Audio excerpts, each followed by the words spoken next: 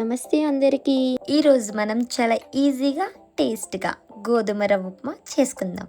చాలామందికి గోధుమ రవ్వ ఉప్మా చేసేటప్పుడు గడ్డలు గడ్డలు అయిపోతుంది కదా. అయితే ఈరోజు నేను చెప్పే ఈ చిన్న టిప్ని తప్పకుండా ట్రై చేయండి.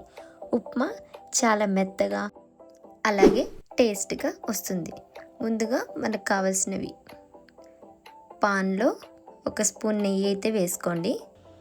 ఇప్పుడు గోధుమ రవ్వ కొంచెం కొంచెంగా వేసుకుంటూ ఫ్రై అయితే చేసుకోండి.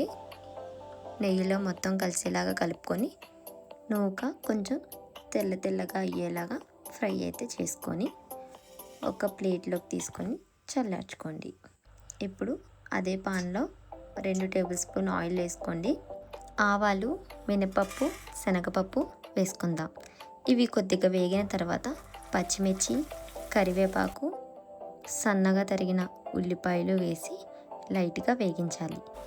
తర్వాత క్యారెట్ ముక్కలను వేసుకొని మెత్తగా అయ్యే వరకు ఉడికించాలి. ఇక్కడ క్యారెట్కి బదులు మీరు టమాటా అయినా యూజ్ చేయొచ్చు. ఇప్పుడు ఏ కప్తో అయితే గోధుమ రవ్వ తీసుకున్నానో ఆ కప్తో 3 కప్పులు వాటర్ని అయితే తీసుకోండి. తగినంత సాల్ట్ కూడా యాడ్ చేసుకోండి. యాడ్ చేసుకొని ఒక్కసారి బాగా కలిపి మూత పెట్టేసి మీడియం ఫ్లేమ్లో ఒక 5 నిమిషాల పాటు ఈ వాటర్ని అయితే మరిగించండి. చూసారుగా ఎలా మరుగుతుందో.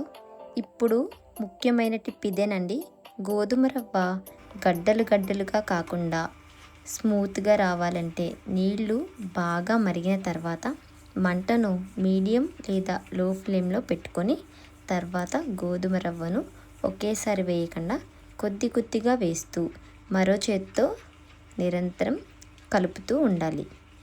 ఇలా చేస్తే గడ్డలు కట్టకుండా ఉప్మా చాలా సాఫ్ట్గా ఉంటుందండి. ఇప్పుడు మూత పెట్టి 2 నుంచి 3 నిమిషాలు ఉడికించండి.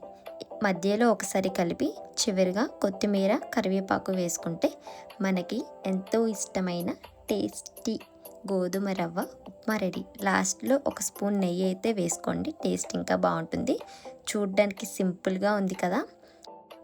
ఈ గోధుమ రవ్వ ఉప్మాని చిన్నపిల్లలు కూడా చాలా ఇష్టంగా తింటారండి. లాస్ట్లో 1 నిమిషం పాటు మూత పెట్టేసి ఉంచితే ఆ నెయ్యి ఫ్లేవర్ అంతా ఉప్మాకి అంటుకుంటుంది. అంతేనండి. వేడి వేడిగా సర్వ్ చేసుకొని ఎంజాయ్ చేయండి.